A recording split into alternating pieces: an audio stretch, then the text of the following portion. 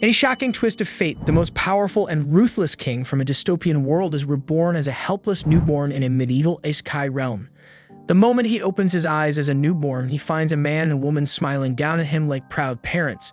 They're staring at him with love in their eyes, saying how he looks like both of them, and celebrating the arrival of their newest family member.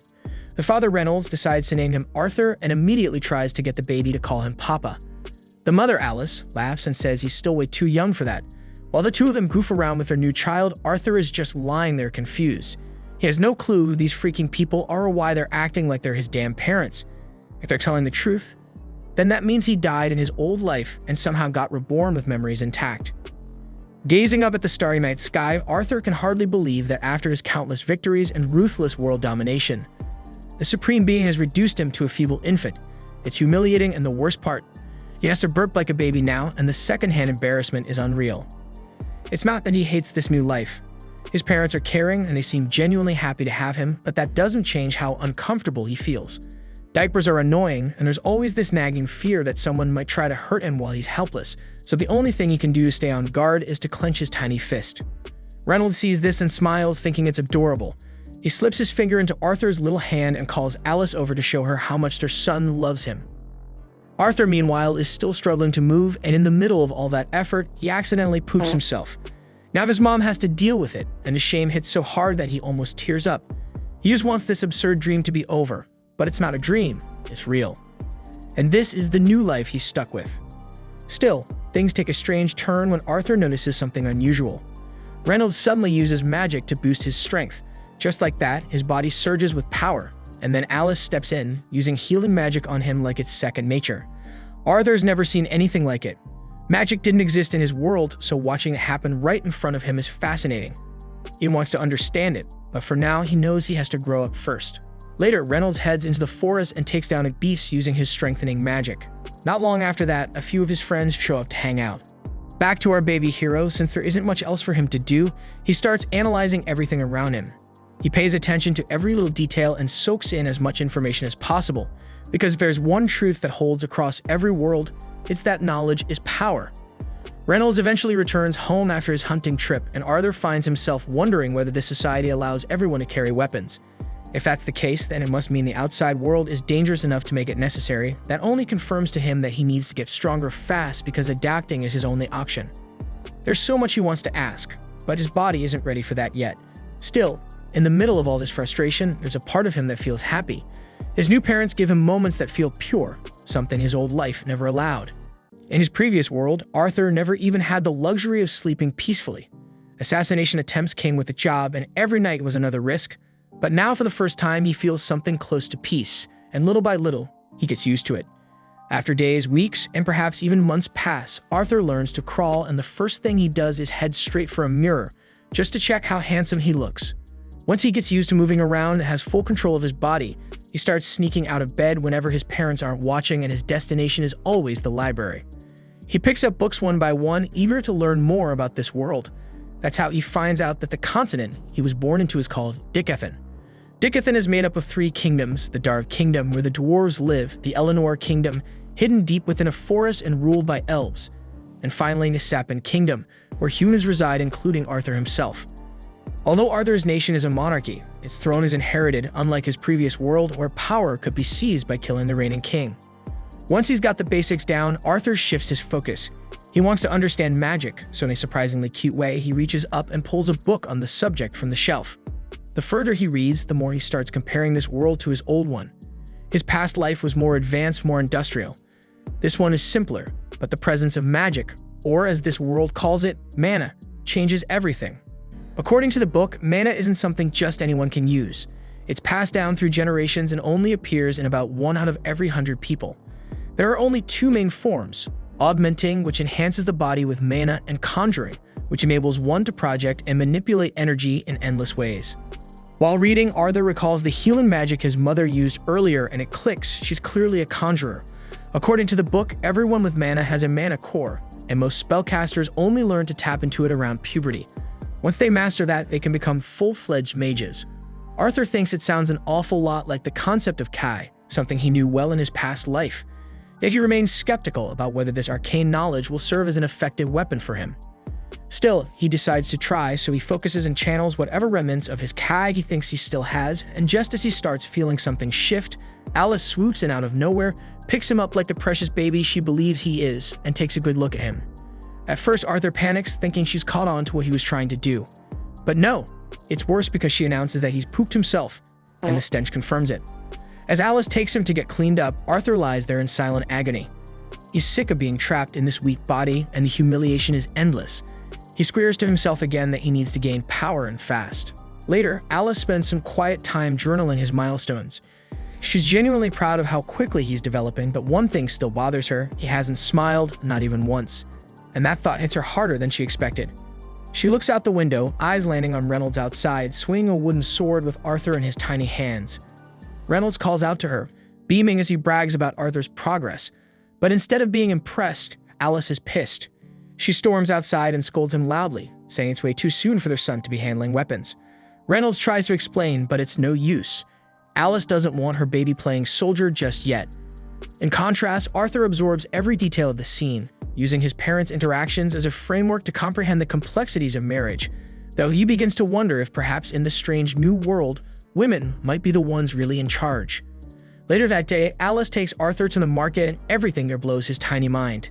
Every corner, every sound, every item feels like a brand new piece of information, especially when half this stuff didn't even exist in his old world. He even gets to witness magic being used up close, and that alone makes the whole trip worth it. Then on the way home, as sleep gradually overtakes him, Arthur reflects on how much his family has supported him. They finally make it back home, and Alice carries Arthur straight to his room. On the way, she talks softly about how proud she is whenever he sneaks out of bed just to read, or how curious he gets every time they go to the market. She's convinced he inherited those traits from Reynolds, and she chuckles to herself, saying he might grow up and run off to explore the world. But deep down, she hopes he gets to live a quieter, safer life. That evening, Arthur sits nearby and watches Reynolds practice magic in the yard. At first, he's excited, thinking he finally has someone to learn from firsthand. He watches as Reynolds lifts a few small rocks with his magic, and that makes Arthur change his mind, but before the disappointment sets in too deep, Alice shows up behind him and assures him Reynolds is just warming up. She tells him to keep watching, and sure enough, Reynolds amps up his mana and starts pulling off some serious moves. Watching all this, Arthur quickly figures out that his father is an augmenter, someone who uses mana to enhance his physical strength and skills. That gets him fired up, and he starts imagining all the cool tricks he could pull off once he gets his own mana core. But just as he's getting into the fantasy, Alice scoops him up and tells him it's bedtime. On the way to his room, he spots a book on the shelf and immediately starts pointing at it, whining for her to let him read. She tries to resist, but after a few seconds of watching his adorable face light up, she gives in and lets him read it for a bit. As he flips through the pages, he reminds himself of everything he's learned so far, every little step that might help him form his own mana core. He closes his eyes and starts drawing mana from every part of his body toward a single point. He works diligently. And just when his parents assume he has already fallen asleep, a loud explosion rocks the house. Without hesitation, Reynolds throws himself over Alice and takes the blast across his back. Burned and dazed, he quickly checks that she's okay, and when she nods, they both remember Arthur. They run inside, and what they see nearly stops their hearts because Arthur is floating in midair, and he is calmly descending like it's nothing. In that heart-stopping moment, the roof above begins to crumble, and being just a child, Arthur is unable to dodge in time, yet his parents leap into action, shielding him from what could have been a fatal collapse. Overcome with relief and emotion, all three burst into tears, and for the first time, Arthur feels the warm, unyielding love and protection of his parents, a stark contrast to the cold loneliness of his past life, and that realization moves him to tears for the first time. We then flash back to Arthur's former life, when he ruled as King Grey. At the time, a royal servant had been caught trying to take his life. According to the law, the man should have been executed on the spot, but the king's council instead chose to exile the traitor and his entire family back to their homeland. The traitor knows full well they face something far worse than death once they arrived, so he gets panicked and desperate and dropped to his knees and begged Grey to show mercy and spare his wife and daughter. But Grey, without even a word, killed them right in front of him. It wasn't revenge. It was a twisted act of mercy because he knew death by his hand would be quicker than whatever hell awaited them where they were going. And somehow the assassin, broken and hollow, genuinely thanked Grey for it. Now in his new life, Arthur has just turned 4. He's spending time with his father Ray, who gives him a pair of combat gloves, exact replicas of his own. But Arthur politely turns them down, saying he'll stick with his wooden sword for now, because he thinks that with his small frame, the gloves would shorten his range and make it harder for him to fight properly. Ray doesn't push it, and instead he smiles and steps into the regular sparring match. But today turns out to be different. In the middle of the fight, Arthur surprises Ray by imbuing his sword with mana, something he's never shown before. And with that sudden enhancement, he easily disarms his father. It's the first time Arthur has ever beaten him, and Ray is left frozen, stunned by how fast his son is advancing. Later that evening at dinner, Ray brings up the idea of hiring a proper instructor for Arthur. He's realized that his own training won't be enough anymore. But Alice is immediately against it because she knows hiring a tutor means sending their son away to the city all alone at just 4 years old. Ray stays firm, pointing out that Arthur can now use magic to enhance physical objects, and that kind of talent can't go untrained. The conversation quickly turns into a heated back and forth, both parents standing their ground. To stop the argument, Arthur jumps in with a compromise and he suggests they all move to the city together. That way, Ray gets to give him the education he needs and Alice doesn't have to be separated from her son.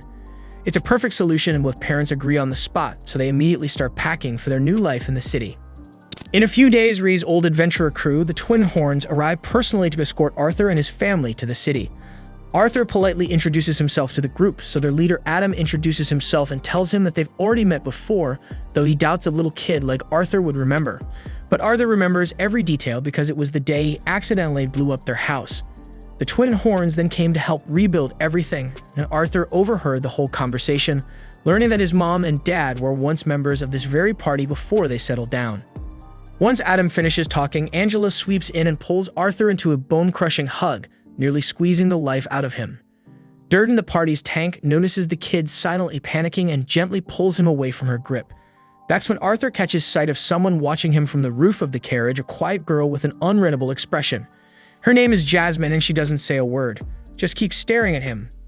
Arthur, for a moment, gets completely lost in her eyes until Helen strolls over, shakes his hand with a bright smile, and introduces both herself and Jasmine on her behalf. Then, with the introductions over, the group sets off on their journey to Xera City. During the ride, Arthur can't help but think how outdated this transportation is compared to what he knew in his previous life, where flying vehicles were the standard. Still, he doesn't really mind, not when his loving mom is sitting right there beside him, chatting away and making the trip feel like home. They take plenty of breaks along the way, and during one of those stops, they're suddenly ambushed by a pack of wild wolves. For the first time, Arthur sees up close how brutal the outside world really is. But Jasmine reacts first, stepping in without hesitation. She leaps into action, daggers flashing, taking the monsters down like it's nothing. Then Ray, Adam, and the others quickly jump in to handle the rest. Arthur doesn't join in, he just watches and the whole scene fires him up, so he's determined to fight beside them one day. That night, they all gather around for dinner, but Arthur notices something strange. His mom hasn't touched her plate. She says she's already full, but something doesn't feel right. She then spots a wound on Ray's arm, so she instantly walks over to heal him, and the moment she starts casting the spell, the energy in the group changes. Everyone suddenly becomes tense, quietly scanning the area, shielding her from any wandering eyes. It's then that Arthur starts putting the pieces together. Healing magic isn't just uncommon here, it's a huge deal. And the real reason his family had been living way out in the middle of nowhere wasn't just to live quietly. It was to keep Alice's rare healing abilities hidden from the world. After the meal, Adam pulls Arthur aside, curious to see firsthand if Ray's been exaggerating his son's abilities. The rest of the party is just as intrigued by the so-called prodigy, so they gather around to watch, turning what was supposed to be a quiet moment into a full-blown spectacle. Arthur, still just 4 years old, silently wonders if anyone's the least bit concerned about him getting hurt. But this will be his first time facing an opponent other than his dad, and unlike Ray, who only used a practice stick, Adam shows up wielding a real spear. But even if it's wrapped in cloth to dull the edge, it's still a proper weapon. The match kicks off without delay. Adam channels mana into his spear right away, and Arthur instantly responds, infusing mana into his body too. But he doesn't stop there. He surges magic into his legs, boosting his speed to a whole new level. In a blink, Arthur launches forward, slipping right between Adam's legs and landing a clean hit before springing back to create distance. The crowd goes silent, absolutely stunned by his lightning-fast movement and spot-on precision. As the duel heats up, they clash again, but this time head-on. But it becomes painfully obvious that there's still a huge gap in sheer power. Arthur doesn't have the muscle to keep up, and Adam's next blow sends him flying. The force behind the strike throws him through the air like a ragdoll, and right then, Arthur gets a harsh reminder. This small body of his just isn't built for direct hits. But before he slams into the ground, Angela swiftly casts wind magic to catch him midair, gently lowering him to safety. Durden then immediately steps in and scolds Adam for going way too hard on a little kid, and he reminds him they were supposed to be sparring, not trying to launch Arthur into orbit. Adam raises both hands in apology, admitting that he got a little too into it, but only because the little monster's technique totally threw him off guard. So he asks Ray what kind of damn brutal training regimen he put this kid through to make him this dangerous at just 4 years old, but Ray says that he doesn't do shit. A few steps away, Arthur notices Jasmine staring him down with that unblinking intensity of hers. She bluntly asks how the hell he fights like that and demands he teach her. And judging by her completely deadpan expression, Arthur realizes she's not going to drop this until she gets what she came for. The following morning, the group resumes their trip and eventually stops at a calm, open stretch where Arthur can squeeze in some more training. Adam takes this chance to give him some spear lessons while Ray flexes his dad bod with some old-school workout poses, and the poor kid just humors him anyway. After that, Helen steps in for a quick archery session, and before long, Arthur's nailing bullseyes like he's been doing it for years. With training wrapped up, it's finally Jasmine's turn. She'd been waiting for this moment, and surprisingly, she picks up on his teaching quicker than expected. Later that evening, Arthur is quietly reading a book when Jasmine starts staring at him like she's been hypnotized by a face that doesn't even try to be charming. A few minutes later, it's not just a stare, it's borderline stalker behavior. The next morning rolls around, and it's Arthur's birthday. Jasmine, of all people, gives him a dagger as a present. To everyone's shock, especially the other girls, she even goes out of her way to explain how to properly use it. Adam, being the only single guy in the group and having clearly had enough of this rom-com moment, loudly declares that it's time to hit the road. That's when Alice calls Arthur over, but just as she does, she clutches her stomach and clearly looks like something's wrong. Arthur sees right through her weak smile and asks what's going on, but she brushes it off, insisting she's okay, even though the way she says it doesn't convince him one bit. As they continue on, their peaceful journey is suddenly interrupted by a full-on bandit ambush. Without wasting time, everyone hops off the carriage and braces for a fight. Then a hail of arrows rains down, but Angela steps up and throws up a magic barrier to protect them. Arthur then peers outside and quickly realizes they're surrounded from all directions. Meanwhile, the bandit leader, who frankly looks like his head got squashed into a cube, orders his crew not to kill the women and children because he plans to sell them all for a nice chunk of change. The bandits then charge with zero hesitation, and though Alicia is visibly shaken, she tries to keep Arthur calm. Then, before the attackers get too close, Durden blasts a few of them back, and Ree meets them head-on, knocking thugs out left and right. One nearly lands a blow on Ray, but Helen's arrow intercepts him straight through the chest. Adam also tears through enemies with his spear like a hot knife through butter, and Jasmine takes down her share with clean, precise dagger strikes. Watching the twin horns fight like this, Arthur realizes just how strong each one of them really is. But the problem isn't skill, it's numbers. The bandits just keep coming, wave after wave, so eventually the group begins to tire, and the pressure builds. Then with a brutal hit, Ray gets slammed into the carriage and collapses, motionless. That's when the bandit leader, with his smug face and evil smile, starts making his way toward Alice and Arthur. Watching Ray laid out like that, Arthur and his mom instantly jump out of the carriage in a panic. But before they can get closer, Ray regains consciousness and tells them to hold their ground. He may be bruised and barely standing, but he's still trying to play the hero. He turns to Arthur and tells him to take his mother and get out of there fast. Of course, Arthur, being the stubborn little guy he is, insists on staying and fighting alongside them. But Ray cuts him off and finally says the words that stop him cold: Alice is pregnant. That one sentence answers every question Arthur had about her recent weakness, and suddenly everything clicks. With no time to waste, Ray looks him in the eye and says he trusts Arthur to protect both his mother and his little brother she's carrying. So Arthur snaps into gear, grabs Alicia's hand, and takes off raining like hell. Behind them, the bandit boss, loudmouth and still full of fight, shouts at his crew to stop them. But just as they're about to catch up, Ray charges into the fray, giving Arthur and Alice the seconds they need. At the same time, just as it looks like Arthur and Alice might be caught, knives fly through the air, and it was Jasmine and Adam who stepped in to clear the path like pros.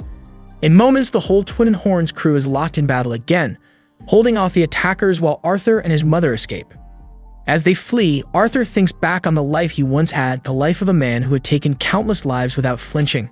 And now here he is, terrified of losing someone he actually cares about. The irony of it twists in his chest, so he clenches his fists, but there's nothing his tiny body can do but keep running like hell. Suddenly, Arthur senses something, danger from above. He glances up and spots a shady figure on a ridge preparing to launch a spell. Acting fast, he shoves his mother out of the way. The blast nails him squarely, knocking him off balance and sending him tumbling off the cliff's edge. As he falls, he refuses to go down alone, so with his last ounce of focus, he reaches for the dagger Jasmine gave him. The blade is tied to a cord, so he hurls it upward with precision, and it wraps around the enemy's leg, dragging the caster down with him. Meanwhile, Durden and Angela try to save Arthur using their magic, but he's already too far out of range. As he plummets, Arthur reflects on everything. Then he looks up at his mother, her arms outstretched, reaching for him like she could somehow pull him back. Her eyes fill with panic, her face streaked with tears, because the idea of losing her son makes her heart break. But Arthur otherwise is glad that he could protect his mom even if it cost him everything. Still, part of him wishes he'd gotten the chance to meet his little brother. But then against all odds, we see at night that he did survive the fall. Gasping for breath, bruised and dazed, Arthur opens his eyes and finds himself face to face with an enormous, terrifying beast calling him by his name. And just like that, a new nightmare is only getting started. Arthur freaks out when he sees the creature looming over him. He has no damn clue where he is, and with the way that thing's staring him down, it feels like his life's on the line. So thinking it might be his only shot, he tries to sneak in a surprise attack, but the monster casually swats him out of the air like a fly and tells him to chill. Says it's not some evil beast and just wants to be friends. But let's be real, last time a stranger pulled the let's be friends card, someone ended up in the back of a van. So let's just say Arthur's trust levels aren't exactly high. Anyway, the kid's still a mess because his body's beaten up bad and he's not getting better unless he eats something. So the creature casually plucks a bunch of fruit growing from the cave walls and tells him to eat up, but he hesitated. Wall fruit didn't exactly scream safe to eat, and he was already suspicious. So Arthur tried to get up and talk his way out of the situation, but the second he moved, a sharp snap echoed from his body. So he collapsed back to the ground, overwhelmed with pain, and just started crying. The monster just sighs and tells him to quit whining. Honestly, it's a miracle he even survived that mountain drop. Arthur wanted to ask questions, but the creature made it clear it wasn't answering anything until he ate. So with no better option, Arthur grabs one of the fruits and takes a bite, and to his surprise, it was actually pretty good, that he wolfing down handfuls like they were candy. And once he's full, he turned back to the creature and asked if it knew anything about his parents or what happened after the attack. The creature explained that it couldn't leave the cave, but it had a special ability to observe the outside world. To prove it, it projected a screen in front of Arthur showing him that his parents had defeated the bandits and left several days ago. So Arthur's eyes welled up again, but this time from relief that his parents were alive. He thanks the creature for showing him, and since he was going to be stuck here recovering for a while, he decided to stop being so hostile. The creature introduced itself as Sylvia, and despite how terrifying she looked, she turned out to be gentle and kind. Then over the next few days, Arthur remained in the cave, eating and resting while his body slowly healed. Sylvia stayed by his side the entire time, watching over him without asking for anything in return. And once Arthur was finally full recovered, the only thing on his mind was getting back home, but Sylvia quickly shut that idea down. According to her, there's no way Arthur would make it on his own. The cave they're in is right on the edge of Elshire Forest, and that part of the forest is crawling with dangerous magical beasts and the kind of bandits that make the ones who attacked his family look like amateurs, so if he tries to leave now, he's not going to make it. But that doesn't mean he's stuck here forever, because Sylvia explains that she has the ability to create a dimensional rift, something that could teleport Arthur to a safer location, maybe even all the way home. But the problem was it would take her a long time to generate it, so until that portal's ready, he's got no choice but to wait. With nothing else to do, Arthur grabs a stick and starts swinging it around. If he's stuck here anyway, might as well get in some sword training. Days pass, and although he still doesn't know much about Sylvia, he's grown to enjoy her company. All he really knows is that she looks like a terrifying monster and she's clearly hiding from something or someone, but despite everything, she's one of the kindest people he's ever met. After another round of training, Arthur takes a break. He walks over to a flat rock, sits down, and starts working on channeling his mana. Sylvia watched for a while, quietly impressed. He was just a kid, yet he already had a mana core, but from the way he was going about it, it was obvious he hadn't received proper training. Without a word, Sylvia lifts her hand, and suddenly, a swirling mass of mana gathers in her palm. Arthur's jaw nearly hits the floor because it's not just that she's casting a spell, it's the fact that she's gathering mana while she's casting. So if he could learn to control mana like that, there's no doubt he'd become incredibly powerful. But before he could ask her to teach him, Sylvia stopped and looked over at him. She wanted to know what he planned to do with that kind of power if he learned it. Arthur hadn't really thought about it before, but now that she brings it up, one memory burns in his head. Those bandits. How close they came to killing his family. How powerless he felt. So without thinking, he tells her flat out, He'll use that power to wipe out anyone who dares to hurt the people he loves. Sylvia didn't like what she heard, and without a word, she walked over and flicked Arthur on the forehead, knocking him back and tells him straight that she'd never teach that technique to someone driven by thoughts like that. Arthur sat there, holding his head, still not understanding what the problem was, because to him, after what happened to his family, wanting to protect them by any means felt right.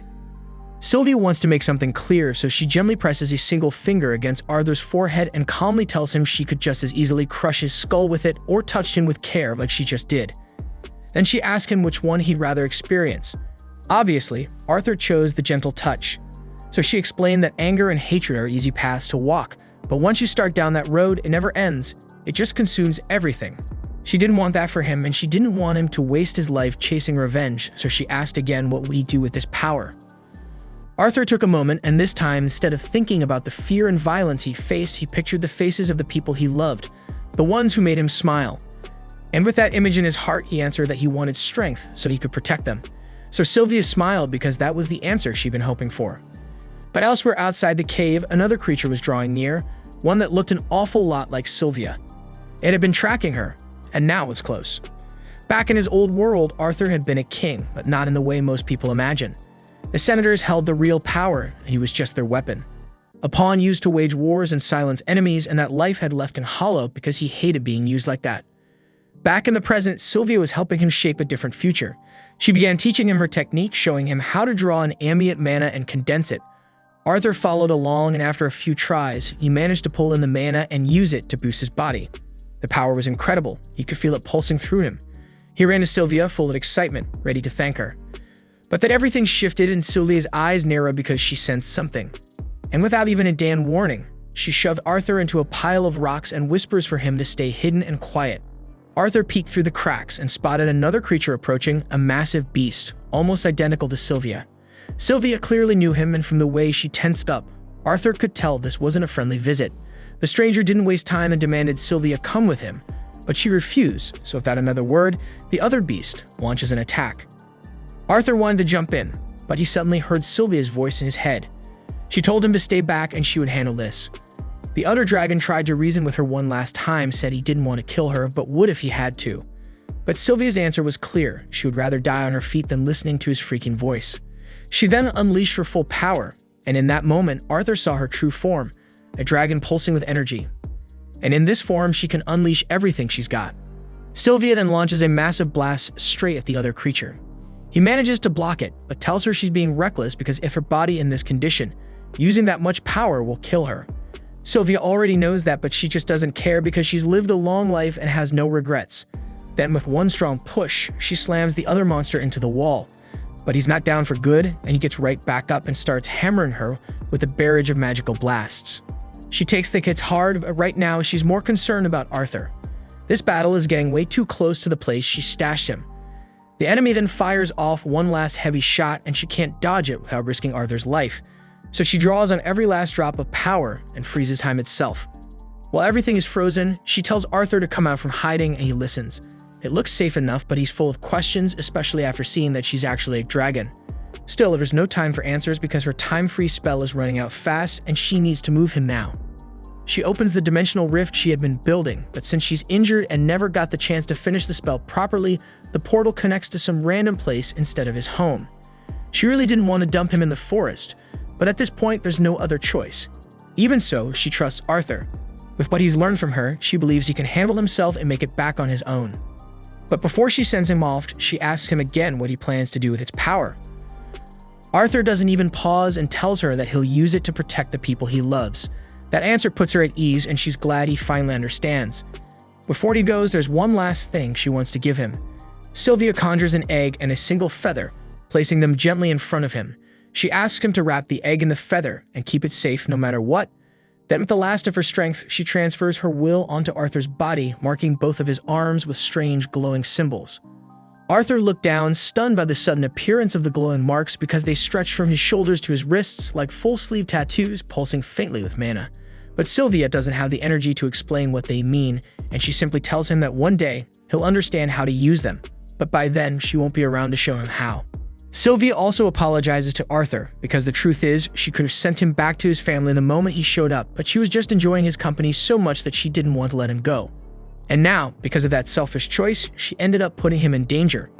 Arthur feels awful because he knows there's nothing he can do to save Sylvia from dying here even after everything she taught him. He doesn't care that she's a dragon or a monster or whatever else people might call her because he sees her as family. He tells her she feels like a mom to him, but Sylvia gently reminds him that he already has one. So Arthur smiles and says she can be his grandma instead. Sylvia didn't see that coming, but the moment he says it, her heart melts, so she asks him to say it again. And he does happily. Sylvia's heart breaks knowing she won't get to see him again, but time is running out, so she gently nudges him forward toward the portal. Arthur gets it, so he picks up the gifts she gave him and walks toward the rift, but at the very last second, he turns around and tries to coax her into coming with him. Sylvia doesn't budge because she can't, so she shuts the portal and sends him away. Time then unfreezes and the enemy's blast slams straight into her. The hit looks devastating and Sylvia crashes to the ground, but the other monster isn't convinced she's dead. He knows she's way too powerful to go down from just that. He steps in closer, lowering his guard. But it's a big mistake because as soon as he's in range, Sylvia summons everything she's got left and lets out one last attack. The blast wipes him out, along with everything around him for a full mile. As Arthur gets pulled through the dimensional rift, he hears Sylvia's voice one last time. She asks if he remembers what she said about how power should be used, and Arthur does. But his heart is heavy, so Sylvia tells him the world's a sad place, and stuff like this is going to happen. But that's exactly why he needs to change it. Arthur protests because there's no way he could ever pull that off, but Sylvia isn't expecting him to change the world overnight. One step at a time, that's all it takes. Besides, this isn't his first time shaping a world, and she knows who he used to be. Sylvia is aware of his past life as a king, and while she didn't agree with how he ruled back then, she believes that as long as he doesn't lose himself to hate, Arthur can become the kind of king this world actually needs. Then a little while later, Arthur wakes up on the ground dazed and aching, but one thought is burned into his soul. He's going to keep his promise to her. But first he's got to figure out how to get out of this damn forest. But suddenly, he hears something move behind him. And then he hears a blood-curdling scream echoing from across the woods, and it sounds like a little girl. So without hesitation, he channels mana into his legs and bolts toward the noise. He leaps up into a tall tree for a better view, and from there he spots a group of bandits dragging a young elf girl. She tried to escape, but they already got her, and one of them has his hand clamped over her mouth to shut her up. And since she's an elf, they're planning to sell her on the black market for a huge profit once they leave the forest, so they tie her up and toss her into the back of their carriage like cargo. Watching all this shit, Arthur is hit with flashbacks, memories of the moment he and his family were attacked by bandits too. He remembers hearing those bastards talking about keeping him and the women alive to sell later, and it makes his blood boil. His first instinct is to slaughter every last one of them for what they're doing, but then Sylvia's voice echoes in his mind, reminding him to keep his anger in check. He closes his eyes, takes a breath, and regains his focus. Charging in now could get the girl killed, and he knows it. So he holds back, watching and waiting for the right moment to strike. Once the bandits all pile into their carriage and start heading out of the forest, Arthur silently follows, sticking to the shadows. By the time night falls, they stop to set up camp since it's too dark to keep going. Arthur sits nearby, hidden, still debating whether he should trail them until they reach a town or just take them out here. But then he overhears one of the scumbags talking about how elves are his favorite and how they should get a taste of her before selling her off. That's it. Arthur knows he can't let this go on. But it's not quite time yet because he still needs full cover of darkness before making a move, so he closes his eyes and starts meditating, getting himself ready for all the blood he's about to spill. Once it's dark enough, Arthur opens his eyes, fully focused, and starts mapping out his plan. He then spots a few horned wolves chained up nearby, which is strange because no way wild beasts like that would obey humans willingly. A closer look reveals they've been forced into submission with enchanted collars, and Arthur figures he can use that to his benefit. So he picks up a few acorns and tosses them at the wolves to stir them up. The wolves' howling draws the bandits' attention, and their leader growls at one of his men to hurry over and shut those freaking beasts up. The unlucky bandit drags himself up and heads over, kicking one of the wolves hard in the neck to silence it. But in that exact moment of distraction, Arthur makes his move. He summons a mana blade, leaps down silently behind the bandit, and in a swift, brutal strike, cuts the man down where he stands. Arthur quickly grabs the guy's weapon, and just as another bandit comes over to check out the noise, Arthur jumps onto his back and slits his throat clean. That makes 2 down, but Arthur's body is already running low on steam, so he knows he can't drag this out for long. Then another bandit shows up to see what's taking so long, and Arthur rushes him, trying to land a clean kill. But he misses the vital spots and the guy manages to scream, blowing Arthur's cover. The leader catches on fast and realizes the attacker is a mage kid, which means this fight just got a hell of a lot more complicated. Still, he doesn't want to kill the kid, not when selling a young mage on the black market would be worth way more than the elf girl. He starts channeling magic into his arms and charges in swinging. Arthur leaps back and throws a kick to counter, but the guy dodges it with ease. Arthur tries to throw him off by hurling his knife, but the leader catches it mid-air and turns this move against him. He slams Arthur to the ground and grabs him by the ankles, lifting him up just to mock him. He laughs, telling Arthur there's no way a kid can beat an adult in raw strength. And Arthur knows he's right, so he stops trying to match power with power, and he switches back to magic. He blasts a fireball straight at the guy's knee, and while he's screaming in pain, Arthur drives the knife straight into his skull. Only one more to deal with the wounded bandit from before, and Arthur wastes no time finishing him off. Then he heads straight for the carriage to check on the girl. She's still blindfolded, completely in the dark about what just happened. Arthur gently tells her it's okay now, the bandits are gone and she's safe. Her name is Tessia, and as Arthur helps her out of the carriage, he tells her she's free to go home. But then Tessia spots the blood on Arthur's hands and immediately starts panicking. Arthur figures it's normal, any kid would freak out after seeing that much blood. Letting her see the full aftermath might not be a great idea, so he tells Tessia to wait right there for a bit, then walks off to cover all the bodies before she sees them. Tessia then asks Arthur what happened to the ones who took her, and Arthur doesn't really want to tell her he slew them, so he just says they ran into a bit of an accident and won't be a problem anymore. The girl doesn't press any further, so Arthur grabs her things from the bandit's carriage, hands them over, and says goodbye because he still needs to make his way home. But before he can walk off, Tessia grabs his arm and begs him not to leave. She's terrified of being alone out here, scared she'll be eaten by some tree ghost or worse. Arthur asks if she at least knows the way home, and she says she does. Kind of. She knows the general direction, but not how long it'll take to get there. Arthur really doesn't want to go off course, but he also knows there's no way Tessia survives out here on her own. So in the end, he agrees to walk her back to her village. He glances over at the wolves the bandits were keeping and considers using them to speed things up, but he's got no clue how to actually control a wild wolf, so he figures they're better off left behind. Tessia, though, says they should at least take off the magic collars so the wolves can go free. Arthur warns her that taking them off could get her attacked, but Tessia isn't too worried. She hasn't hurt them, and as someone who lives in this forest, she feels responsible for helping the creatures that live in it. She ends up removing the collars, and sure enough, the wolves quietly walk off into the woods without causing any trouble. By the next day, Arthur and Tessia are already on the move, heading toward the direction of her village. After walking for a while, they stop to take a quick break and grab a bite to eat. Arthur cooks up a simple stew and tells her she's got to eat because they still have a long way to go and she'll need the energy. Tessia makes a face because the stew tastes and smells kind of weird. But hey, Arthur is no gourmet chef. The whole thing is just dried meat and salt boiled together. Not exactly 5-star, but it's better than starving. While they eat, Tessia asks why Arthur came to Elshire Forest in the first place.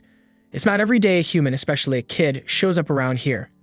Arthur explains how he got separated from his family and ended up wandering into the forest. Since they're already on the subject, he asks what it's like living in the kingdom of Eleanor, and Tessia lights up. She says she loves it. Her parents are always busy with work, so she usually spends most of her time hanging out with her grandfather and the family servant. They keep moving along the path, but since Tessia has no clue how far her village actually is, it's tough to say how long this trip's going to take. And to make things worse, one of those wolves she let go earlier has been quietly trailing them ever since. Arthur's seriously starting to regret not just taking them all out back when he had the chance.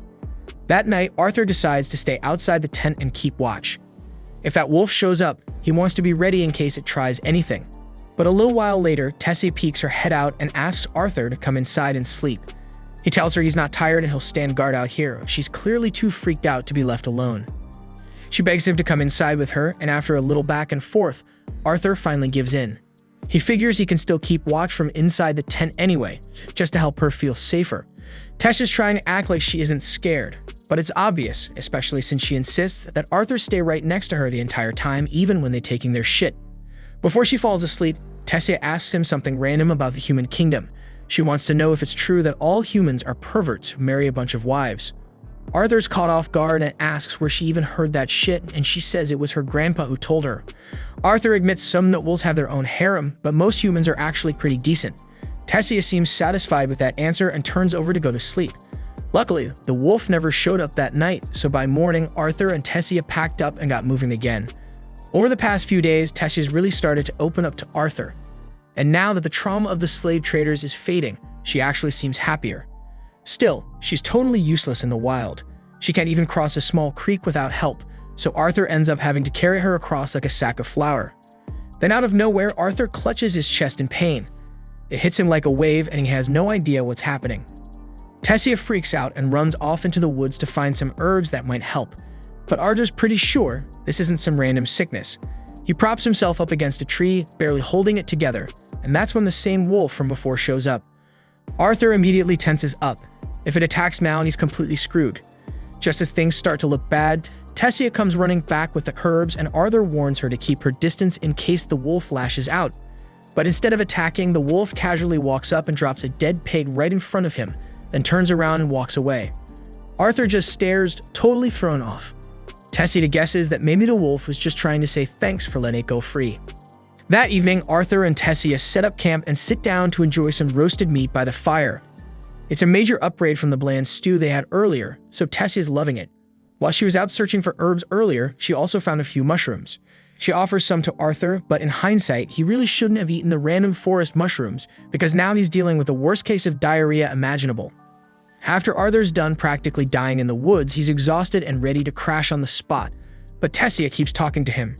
She starts going on about how her grandfather used to read her storybooks about the human and dwarven kingdoms. Ever since then, she's wanted to visit them, but the elders never let her because elves generally don't trust other races. Somewhere in the middle of her story, Tessia realizes Arthur isn't listening at all. He's clearly too wiped to focus, so she gently covers him with a blanket and quietly wishes him good night. And by the next day, they get back on the road, but Arthur's chest pain is getting worse with every step. Tessia feels bad for not being able to do anything to help, but Arthur tells her it's nothing to worry about. Trying to change the mood, Tessia asks if she can start calling him Artie, since they've spent so much time together and she sees him as a close friend now. Arthur says he's cool with it and Tessia is caught off guard by how chill he is, so he plays it up a little, joking that he'll forever treasure the fact that the great lady Tessia now considers him a friend. That annoys her a bit, and she tells him to stop acting like a brat. Arthur fires back, saying it's rich coming from someone who wouldn't let him leave her side all night because she was scared. Tessia insists that was completely different. Still, joking aside, Arthur realizes something. Tessia is actually the first real friend he's ever had. Not just in this world, but even in his past life, he never had anyone get this close. Just then, Tessia spots something up ahead that looks familiar. She calls Arthur over to take a look. He walks over expecting her to show him a cool stick or some weird rock, but instead he finds himself standing in front of a massive tree, with a glowing portal embedded right in the trunk. Tessia turns to him, says this is the entrance to her village, and reaches out her hand, asking Arthur to come with her inside. Regrettably, the elves still harbor deep resentment toward humans, so the moment Arthur crosses into the elven village, he's instantly surrounded and held at sword point. He turns to Tessia, hoping she'll speak up for him since she could easily clear things up, but to his surprise, Tessia just stares at him coldly, staying completely silent. Seeing that shit, Arthur's heart sinks because he immediately assumes Tessia lured him into a trap to get him killed, and he mentally kicks himself for trusting anyone again. After all, he's already endured betrayal after betrayal in his past life, so why did he expect this to be any damn different? The guards get ready to behead him while Tessia watches in silence, but she wasn't behind any of this. For some reason, she just didn't speak up earlier, but once she overhears the guards saying they're going to kill Arthur, she finally steps forward and tells them to stop. One of the guards warns her, insisting that this human boy is dangerous, but Tessia firmly states that Arthur isn't dangerous at all. In fact, he's the sole reason she was able to make it home alive. Tessia's words should have been enough to make the guard rethink his actions, but instead, he accuses Arthur of brainwashing Tessia into believing he's trustworthy, so he still plans to kill him anyway. But before the guard can carry out the order, an older man appeared from a magical light and commands them to release Arthur. This man is Tessia's grandfather and the former ruler of the elven tribe, and his name is Virion. Thankfully, he's much more level-headed, and he chooses to believe Tessia's account of what happened. He even offers Arthur an apology for how they treated him after everything he did to help Tessia. But from their perspective, it was suspicious that the missing princess returned home with an unknown human kid. Arthur's relieved to hear he won't be executed, but he's also shocked to learn that Tessia is royalty because she never mentioned it once during their entire journey. They spent days traveling together, yet she apparently didn't think it was worth bringing up. Right then, Tessia's mother and father appear, having been informed that their daughter had returned safely. Tessia runs into their arms, overjoyed to see them again. And if Tessia is a princess, that means her parents are the king and queen of Eleanor. But unlike Varian, they're not as forgiving because the moment Tessia's father lays eyes on Arthur, he demands an explanation for why a nasty human has set foot in their kingdom. So he immediately orders the guards to seize Arthur and execute him without delay. However, no one moves a muscle.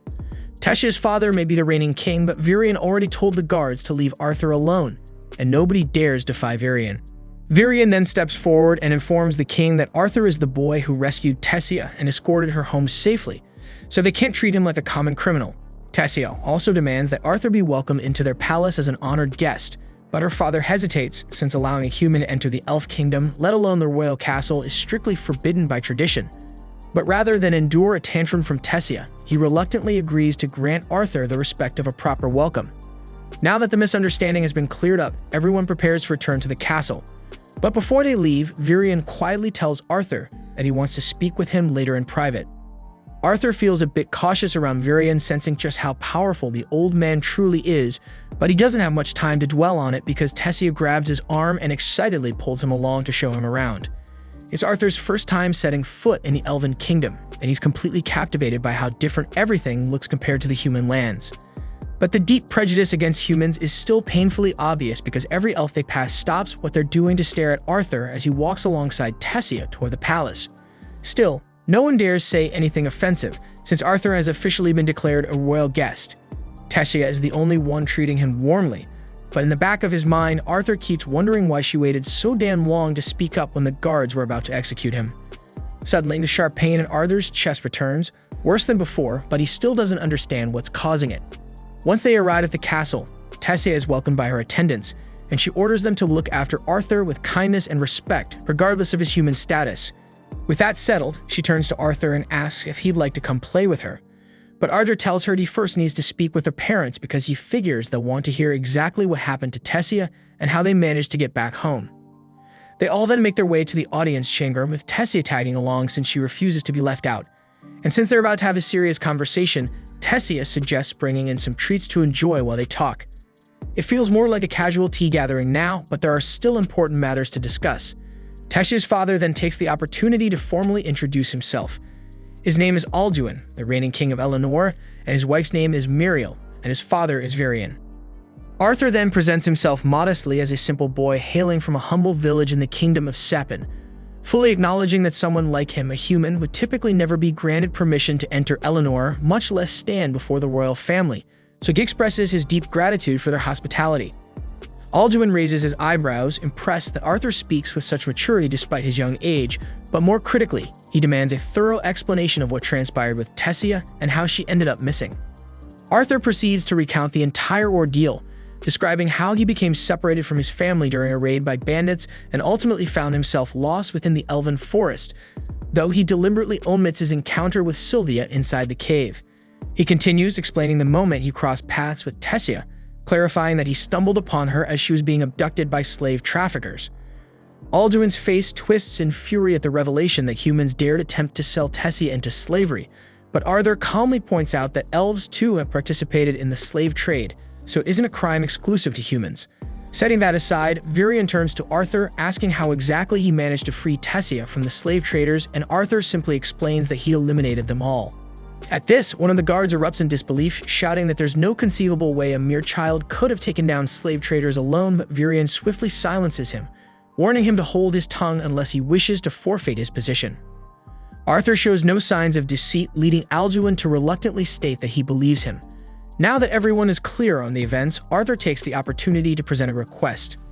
As he already mentioned, he ended up stranded in the forest after the bandit attack, so he politely asks if they would assist him in returning home.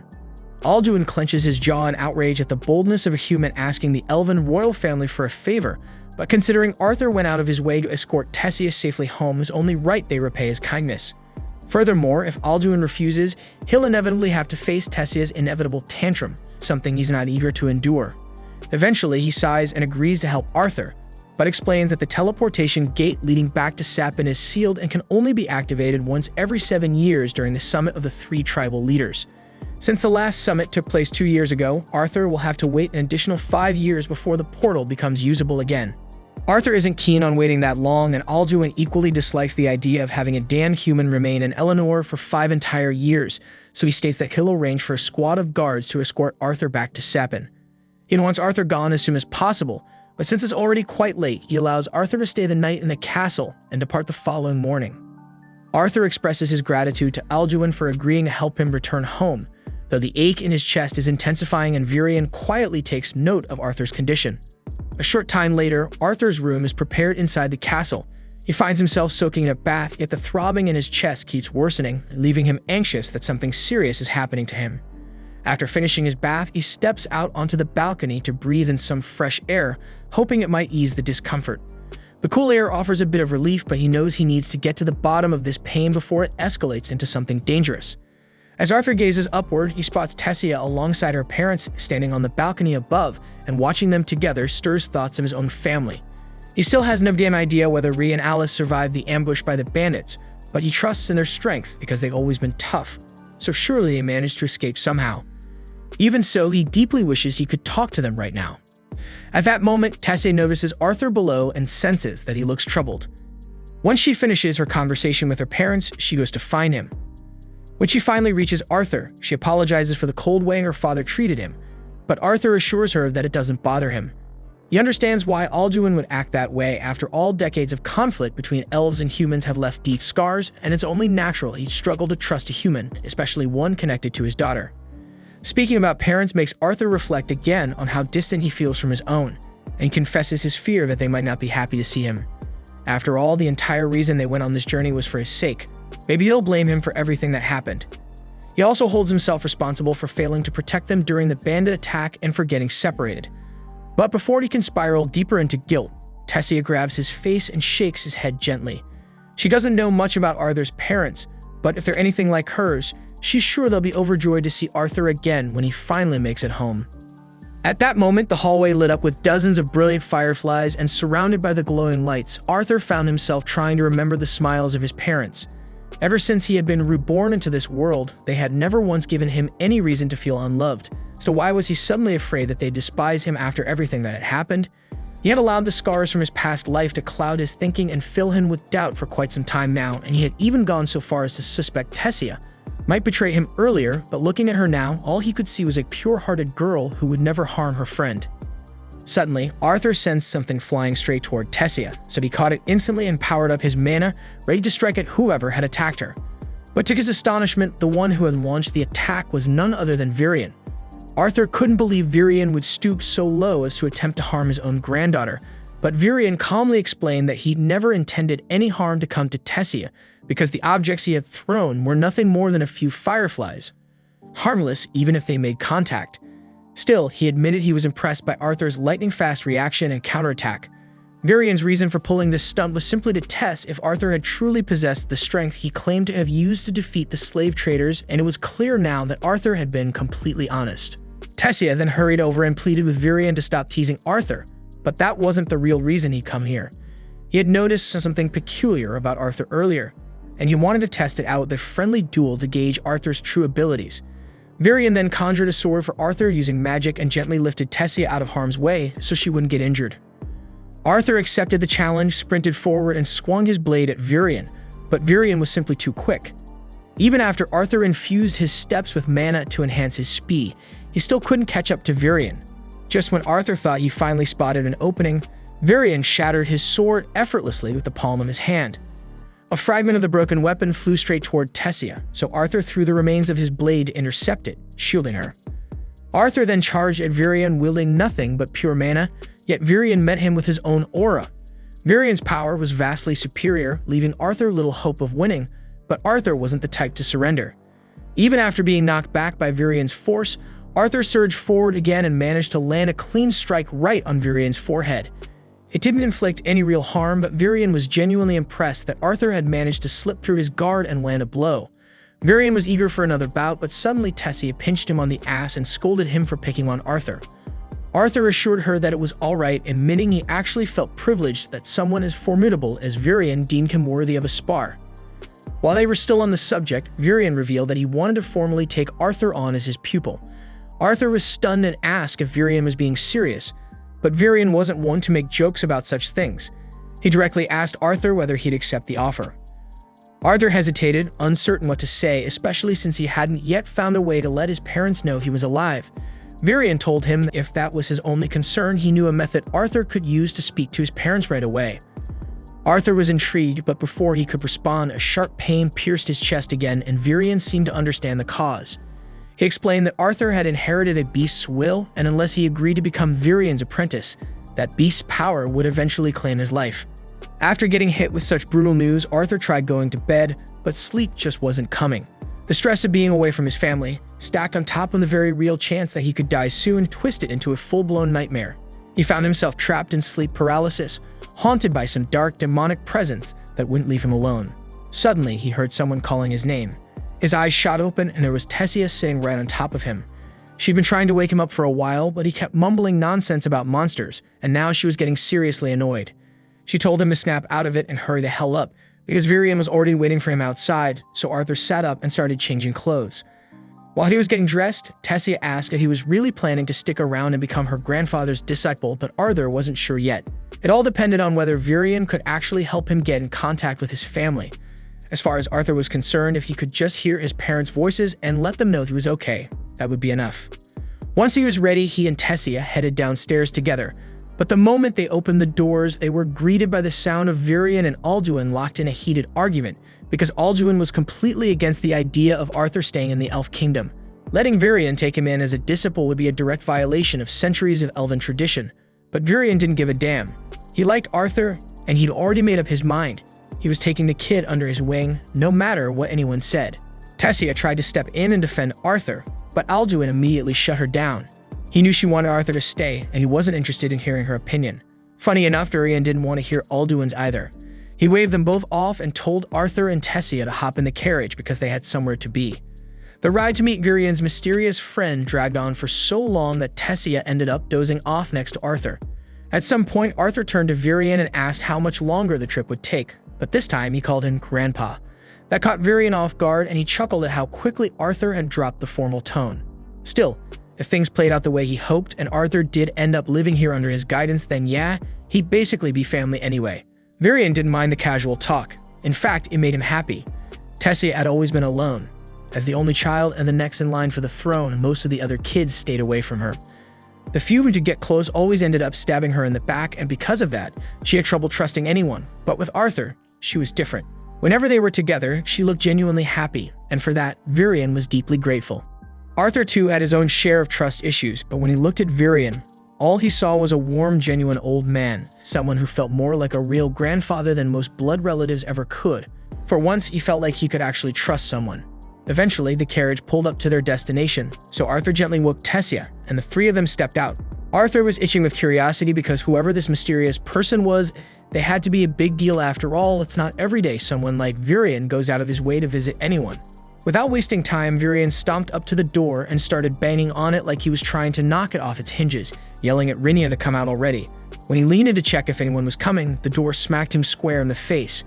After shaking it off and pretending it didn't hurt, he introduced Rhynia as a special kind of mage, one who might be able to help Arthur contact his family. She welcomed them inside so they could get started. Once inside, Arthur looked around the place and was a little underwhelmed. It looked like a regular house, nothing fancy. Just a table with a random bucket of water on it, so he was starting to seriously question how someone like her was supposed to help. Rhynia explained that she was a seer, a rare class of mage who could look into someone's past or future. She gave Arthur a quick read using her powers and immediately sensed something strange. Parts of his past were hidden, even from her, so that alone told her he was no ordinary kid. Still, she admitted she wouldn't have understood much anyway because seers only catch fragments of a person's story, not the full picture. But Arthur didn't come here to get his past or future read. He had one goal, to somehow let his family know he was still alive. Rhynia pushed the bucket of water toward him and told him to focus on his parents, really visualize them in detail. She began channeling her power, and within seconds, Arthur started seeing images clear as day of his mom and dad. Alice was in the kitchen, finishing up a pot of stew for dinner. It looked like way too much food for just the two of them. Ray loved that stew, but neither of them could bring themselves to enjoy it anymore, not without Arthur there.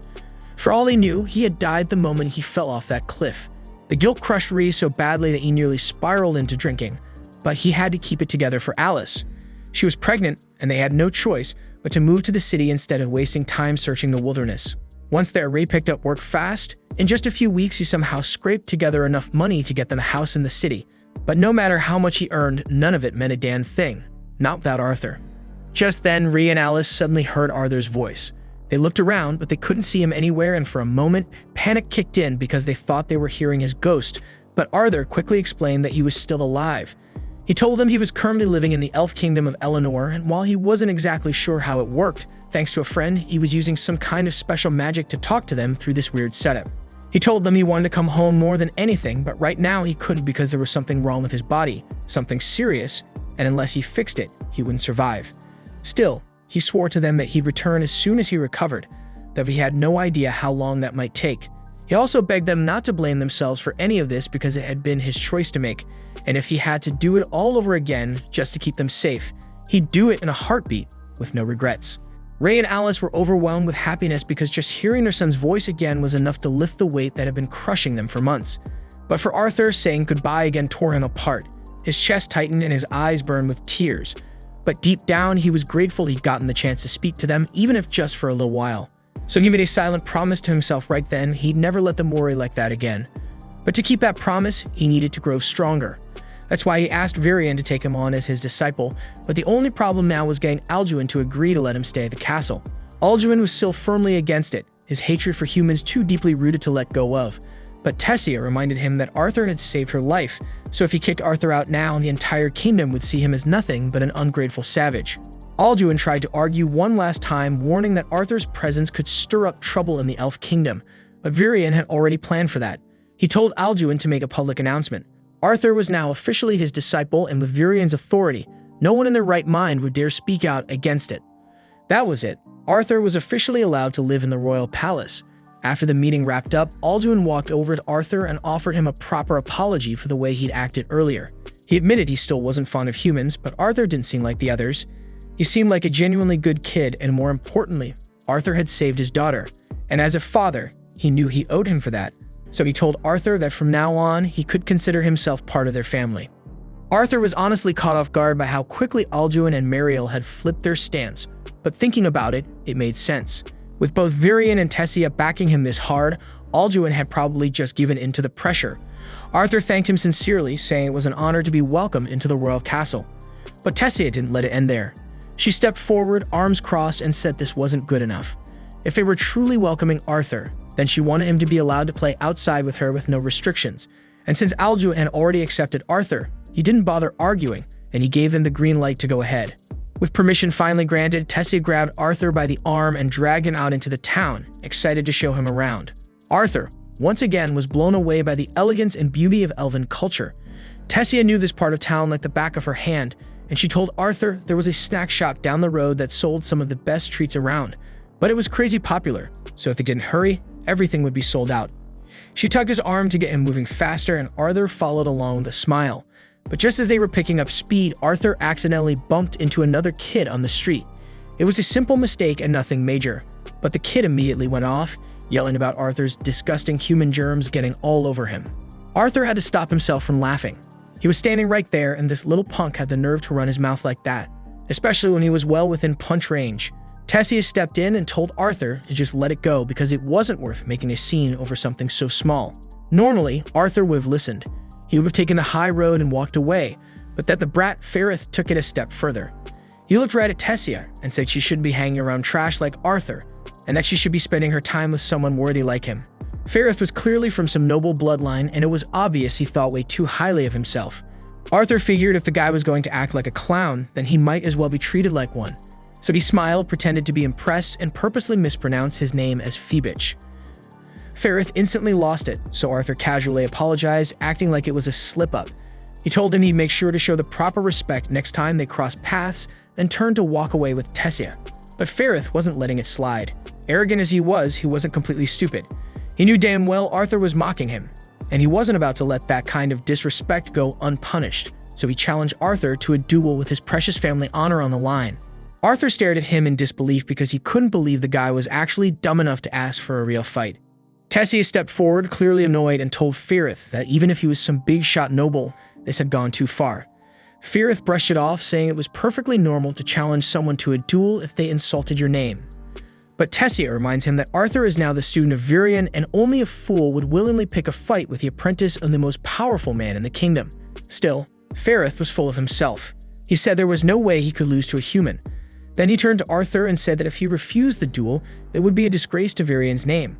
Arthur is still trying to wrap his head around everything because back in his old world, a duel usually meant someone wasn't walking away alive. So watching some rich kid casually throw around challenge threats like it was recess just didn't compute. But judging by the smirks and chuckles coming from the adults nearby, duels around here clearly weren't death matches, just some flashy public sparring. Tessia turned to Arthur and asked if he was sure about this. Arthur nodded and he was fine with it. With that, the duel was set, and both sides got into position. As soon as it started, Ferrith charged straight at Arthur with a stick like he actually had something to prove.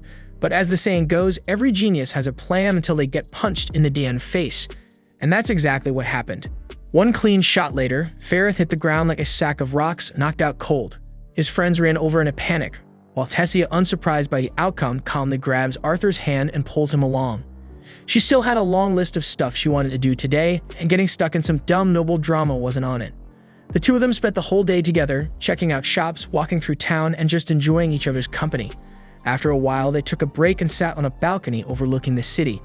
Tessia asked when Arthur's training with Virion was supposed to begin, so Arthur said it would start first thing in the morning, but there was something heavy lingering in his expression. He thought back to what Virion told him during the earlier talk about how brutal the training would be. It wasn't just going to be difficult, it was going to be hell. If you had to describe it, it'd feel like being dumped into boiling tar. And Arthur would be going through that every single day for years with no family around to support him. That's why Virion needed to know if Arthur was truly prepared, and Arthur told him yes. Even now, Arthur feels eager to begin his training despite knowing how grueling it will be, because his desire to grow stronger and shape the future he envisions gives him purpose. Tessia says she'll push herself too because she doesn't want to be left behind. But for now, she still wants to make the most of the day together, so she suggests they grab another bite to eat. Wraps up episode 6. Subscribe if you don't want to miss what's next.